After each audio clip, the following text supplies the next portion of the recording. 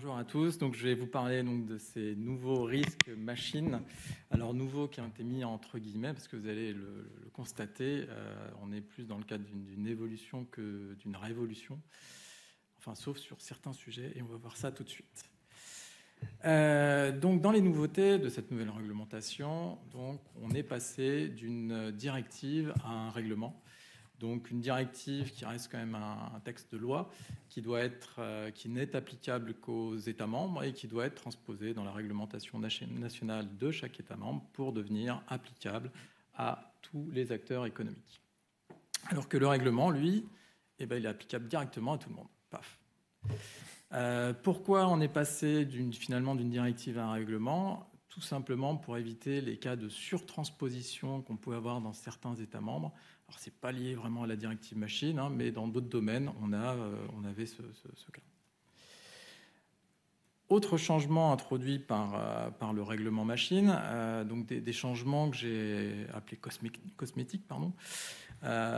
Donc, on a certains changements de nom. La déclaration CE de conformité, qui est le document par lequel le fabricant atteste que son produit est conforme à la réglementation, devient donc la déclaration UE de conformité. C'est exactement la même chose, le même principe, seulement le nom change. Pareil, sur l'attestation CE de conformité, qui est le certificat délivré par les organismes notifiés pour l'évaluation de certaines machines, ça devient une attestation UE de conformité. Ça regroupe exactement les mêmes finalités. Et enfin, la terminologie machine au sens large a été remplacé par le terme de machine ou produit connexe pour, on va dire, simplifier un peu la lecture. Cette réglementation, elle introduit aussi un certain nombre de clarifications, notamment sur les obligations des différents opérateurs économiques. Sous la directive, on n'avait que des obligations pour finalement les fabricants, qui était donc le terme qui désignait le fabricant réel ou le responsable de la mise sur le marché. Alors que dans le règlement machine, maintenant, en plus du fabricant et de son mandataire, on a toutes les obligations pour les importateurs et les distributeurs. On a aussi clarifié un peu, nettoyé les exigences sur les quasi-machines.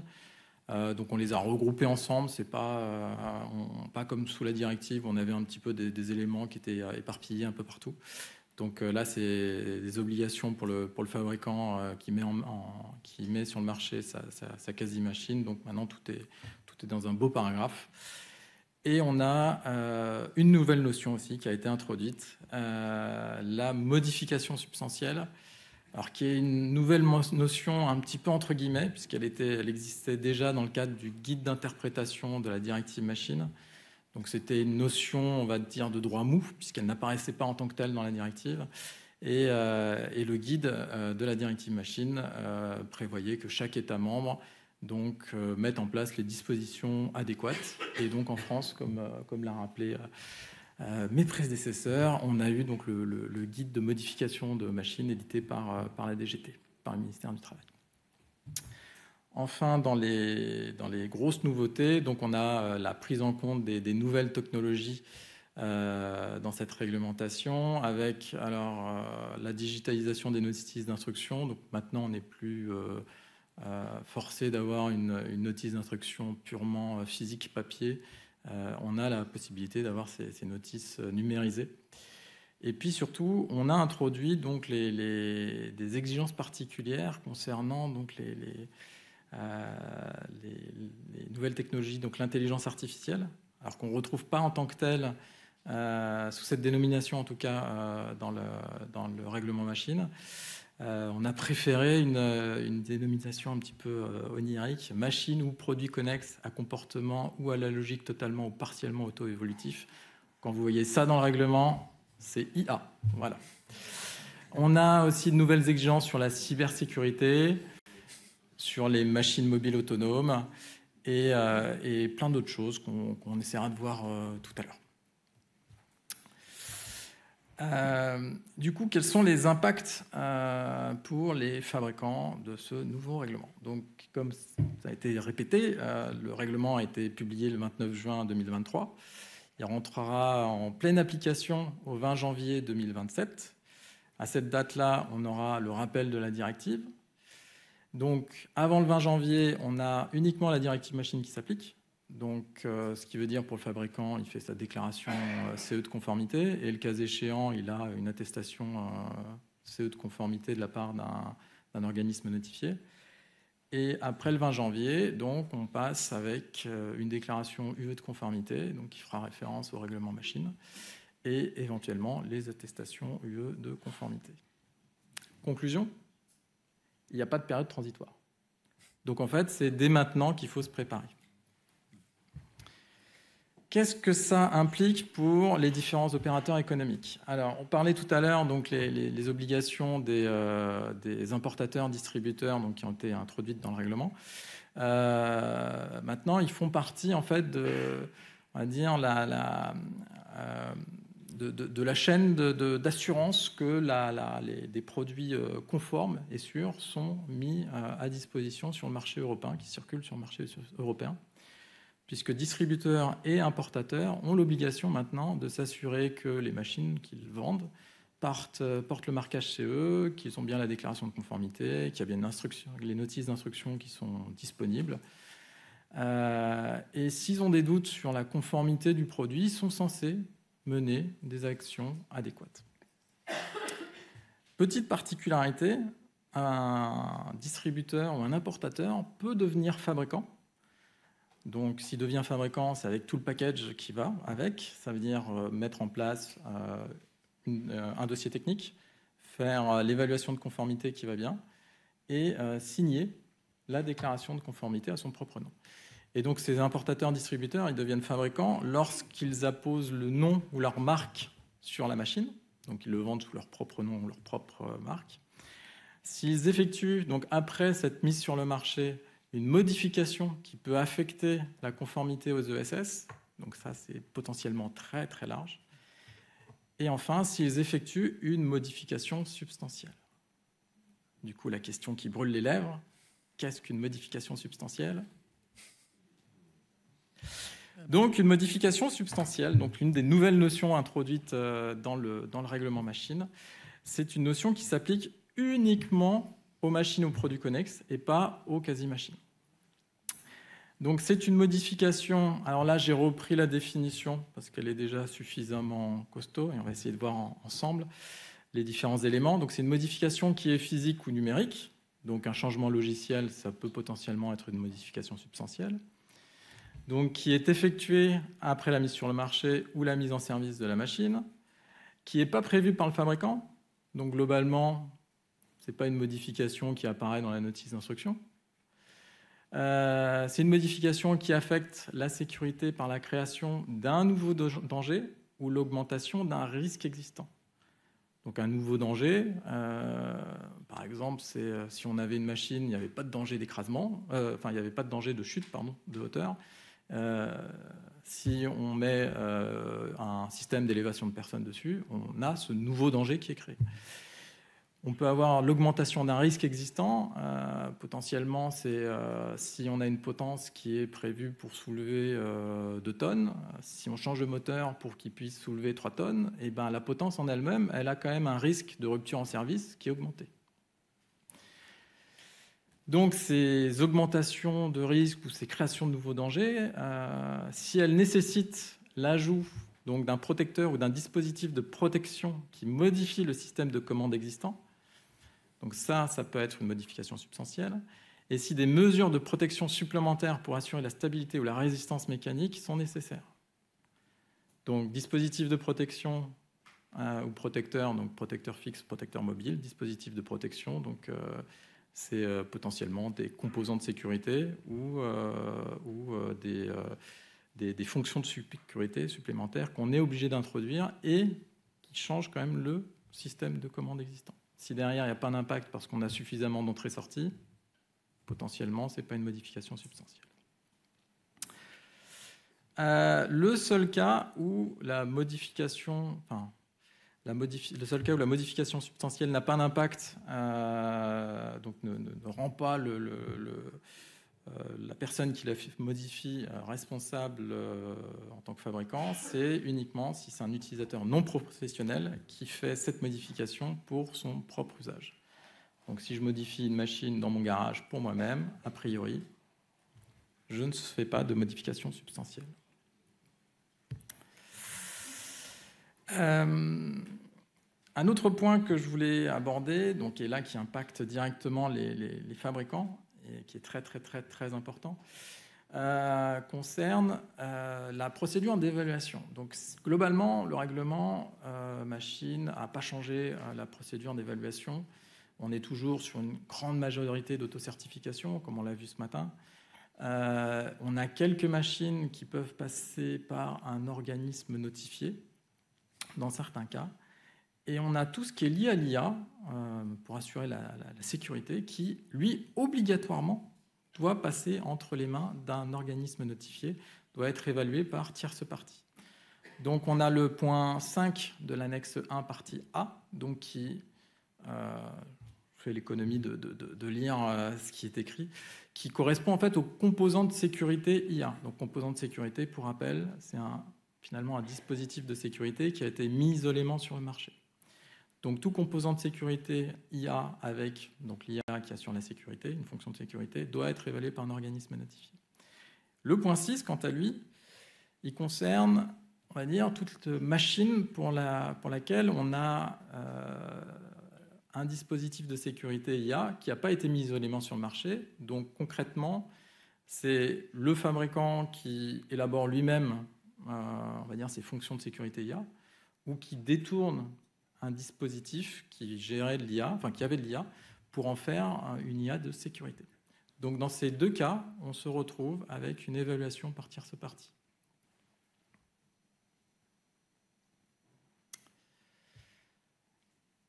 Quelles sont les exigences, les nouvelles exigences essentielles de santé et sécurité qui ont été introduites dans le règlement pour l'IA? Donc, ça apparaît dans deux exigences essentielles. Donc, une sur l'ergonomie, le 1.6, globalement qui prévoit que l'IA soit, on va dire, interprétable par les opérateurs, que l'opérateur puisse identifier facilement ce que l'IA, ce qu'une machine avec de l'IA est susceptible de faire. Et le deuxième point, donc sur l'ESS 1.2.1, donc sécurité et fiabilité des systèmes de commande. Donc en plus de l'ensemble des exigences du 1.2.1 qui existent, donc démontrer la fiabilité notamment, le niveau de performance et s'assurer qu'il n'y a pas de risque de situation dangereuse en cas de mauvais fonctionnement de cette IA. Il faut aussi s'assurer qu'il n'y a pas de dépassement des limites de sécurité définies par le fabricant pendant la phase d'apprentissage. Donc, même en phase d'apprentissage, l'IA ne doit pas pouvoir dépasser ou aller au-delà de limites qui ont été définies par le fabricant lui-même.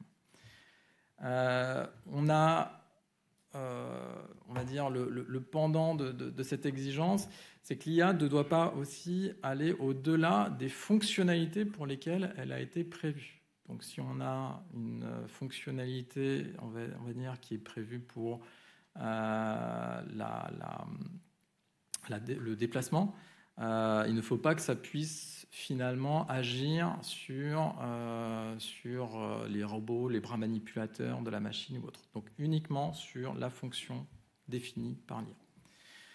Et après, on a d'autres exigences un peu plus, on va dire, un peu plus difficiles d'interprétation. On a une IA qui doit être corrigeable pour la maintenir en conformité. Et on a cette notion d'enregistrement des données qui doit permettre en fait, d'être utilisée par les opérateurs de surveillance du marché pour voir en cas d'accident ce qui se passe. Voilà. Sur la cybersécurité, donc là aussi, grosse nouveauté de la réglementation. Donc on a la cybersécurité qui est traitée là aussi par deux ESS.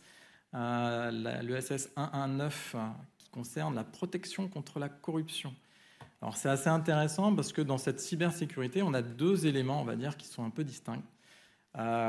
C'est donc une partie qui est déjà faite finalement par la plupart des fabricants de machines.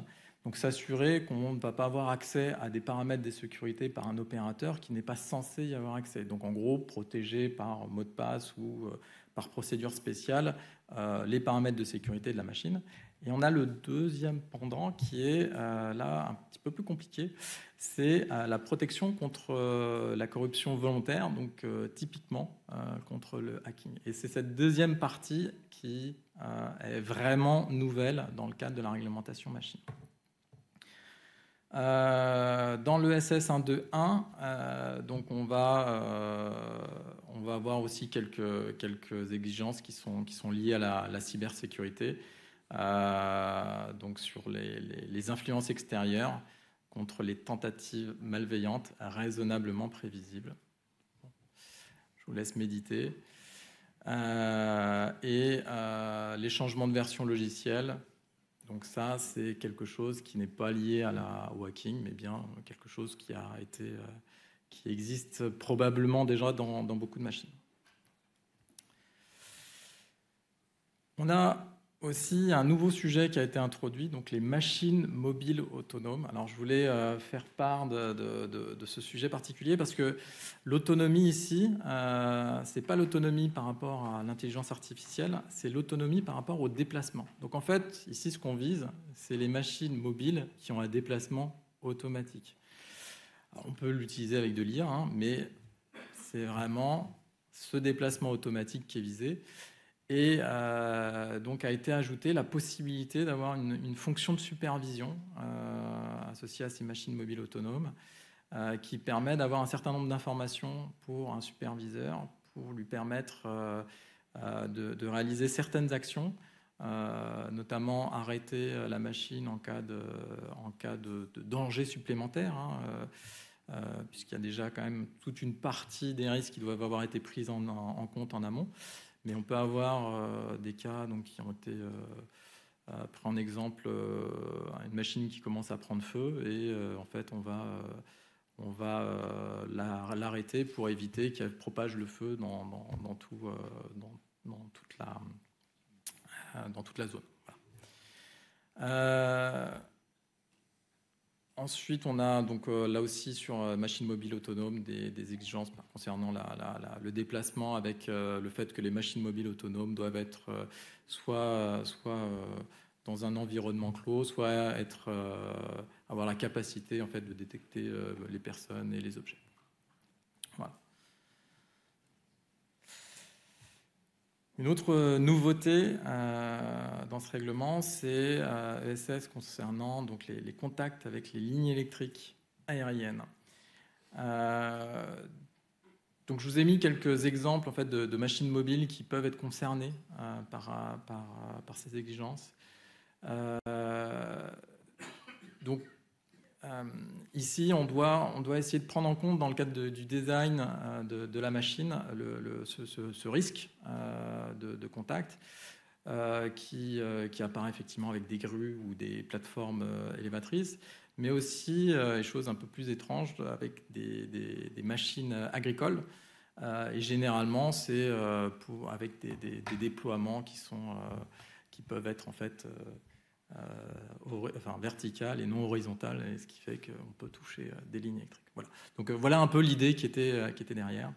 Et pour finir, alors je ne vais pas rentrer dans tous les détails, on a d'autres ESS qui ont été complétés, un petit peu modifiés. Il y a il y a pas mal de petites choses à voir. Et moi, je vous invite du coup à regarder donc, le guide qu'on a mis en place avec l'ETUI, donc qui est la Fédération européenne des utilisateurs, où on a fait un petit comparatif assez visuel entre directive et règlement, et qui permettra à chacun en fait, d'identifier les exigences qui ont bougé et qui peuvent du coup les impacter. Et j'en ai fini.